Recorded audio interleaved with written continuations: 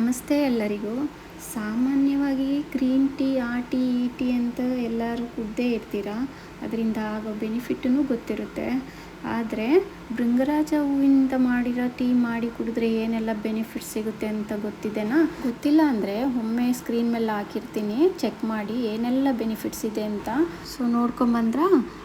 ಹಾಗಾದರೆ ಇವಾಗ ಅದೇ ಹೂವಿಂದ ಹರ್ಬಲ್ ಟೀ ಹೇಗೆ ಮಾಡೋದು ಅಂತ ನೋಡ್ಕೊಂಬರೋಣವಾ? ಮೊದಲಿಗೆ ಸ್ಟವ್ ಹಚ್ಕೊಂಡು 1 ಗ್ಲಾಸ್ ನೀರಿಗೆ 4ರಿಂದ 5 ಭೃಂಗರಾಜ ಹೂವು ಮತ್ತು 2ರಿಂದ 3 ಲವಂಗ ಹಾಕಿ 1 ಕಪ್ ನೀರು ಅರ್ಧ ಆಗೋವರೆಗೂ ಚೆನ್ನಾಗಿ ಕುದಿಸ್ಕೊಂಡು ಫಿಲ್ಟ್ರ್ ಮಾಡ್ಕೊಂಡ್ರೆ ಭೃಂಗರಾಜ ಟೀ ರೆಡಿ ಆಗುತ್ತೆ. ನಾನಿಲ್ಲಿ 1/4 ಭಾಗ ಲೆಮನ್ನ ಆ್ಯಡ್ ಮಾಡ್ಕೊಳ್ತಾ ಇದ್ದೀನಿ. ಇಷ್ಟು ಸಿಂಪಲ್ಲಾಗಿ ಹರ್ಬಲ್ ಟೀನ ಮಾಡ್ಕೋಬೋದು. ಇದರಿಂದ ಆಗೋ ಬೆನಿಫಿಟ್ಟು ತುಂಬಾ ಇದೆ.